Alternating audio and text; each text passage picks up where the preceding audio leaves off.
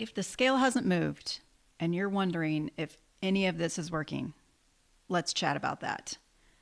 I am Gina Liberty, and this is Perimenopausal Chats, and I'm coming to you from a different spot in the house because there is sunshine on this side of the house, and sunshine just makes me happy. I love it so much. Anyone else? um, I want to kind of be encouraging and let you know that progress actually shows up before the weight loss, usually, because it's called supporting your body the best that you can. And once your body feels safe, it will then release the excess fat, right? So you can find progress in your sleep, your energy, cravings, your thinking, just the calmness that comes over your body and mind. And I tell you what, when I first started this journey of weight loss in perimenopause, I got discouraged at the beginning because I felt like the scale wasn't budging. But I didn't realize that the years and decades of abuse to my body from either yo-yo dieting or extremes, whatever the case may be, your body is used to that. And it kind of acts like, okay, I don't know what's going, it's like holding on. I don't know what's going on, but I'm not going to let go of anything because I do not feel safe. And so it's just one of those things. I think it was at that time in my life where the scale became just data. Like I literally put on a scientist hat, picture it. And I was like, this has ruled my life one too many times. And I just want to pull the data because I know that different things affect my weight. It doesn't mean it's fat, right? It's usually water weight is usually the culprit. Either around that time of the month, you had more carbs. Carbs hold a lot more water, so that's more weight.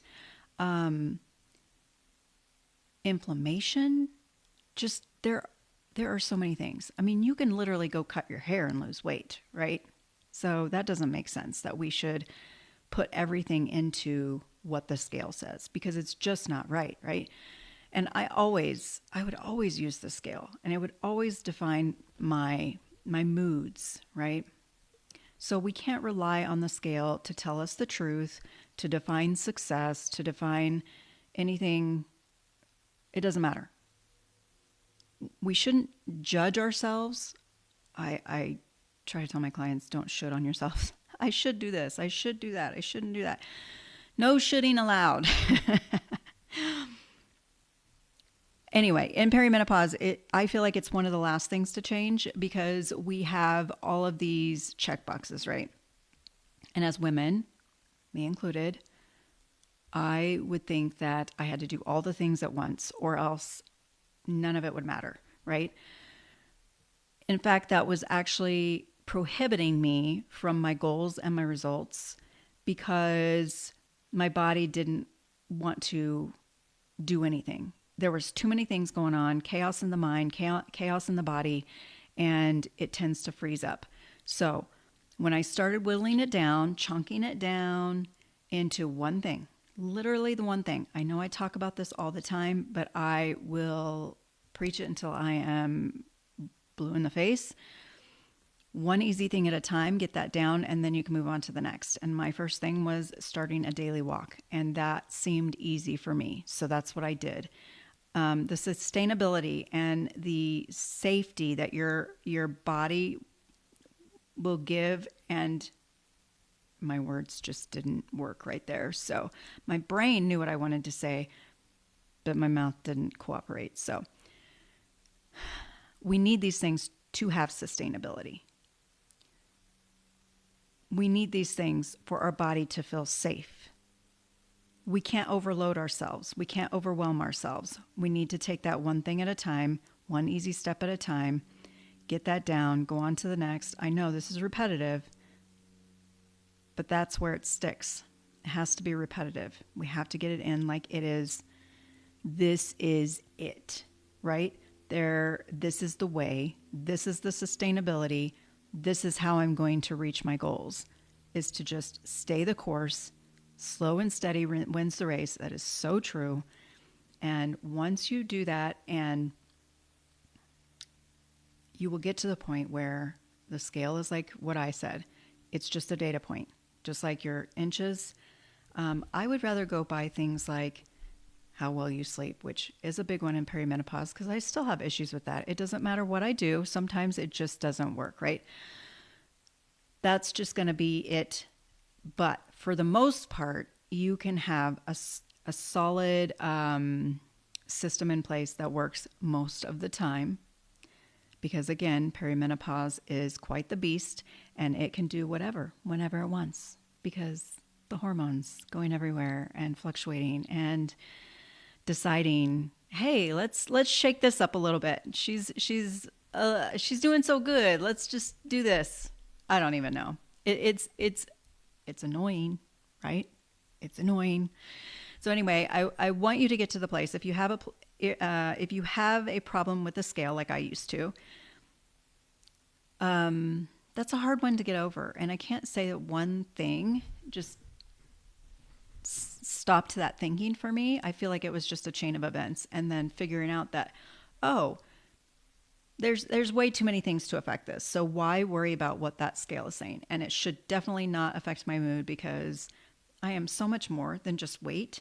And there are so many more things to make me happy in this world. So screw you, scale. That's what I say. And progress to me is more like trusting yourself again. Trusting yourself to make those decisions that will best support your mind, body, and hormones, following through, being consistent. When life's not spiraling out of control, coming back and being resilient instead of like quitting or just going off the rails or whatever and ruining all the progress that you've made so far. And then you feel even worse because that stuff that you're doing is not supporting you. So then it makes you feel worse, right? And it's like this constant battle and constant roller coaster. And I want to get off that roller coaster, right? I want to be solid. I want to just be solid, strong, and this is why I share everything that I do. Because if you are not seeing any of the progress, like I talked about a little bit, kind of touched on, it's simply feedback. There's no failure in it.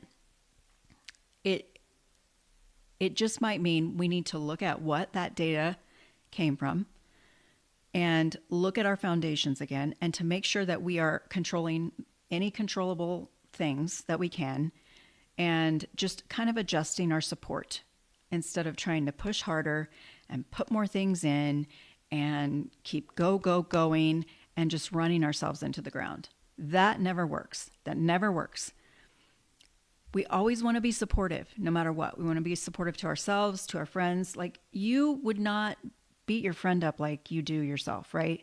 You wouldn't talk to your best friend that way.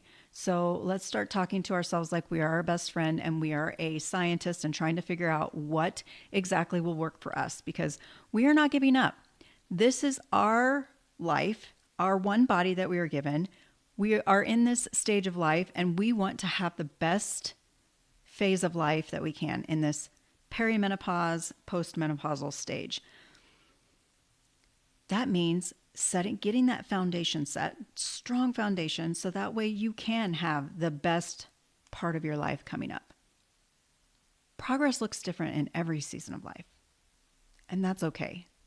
Especially this season, I feel like we need a little more extra tender, loving care, I think. And again, that's okay. And to piggyback off what I said last week about the community, this is definitely just so important, and I really just need to stop talking about it and just do it.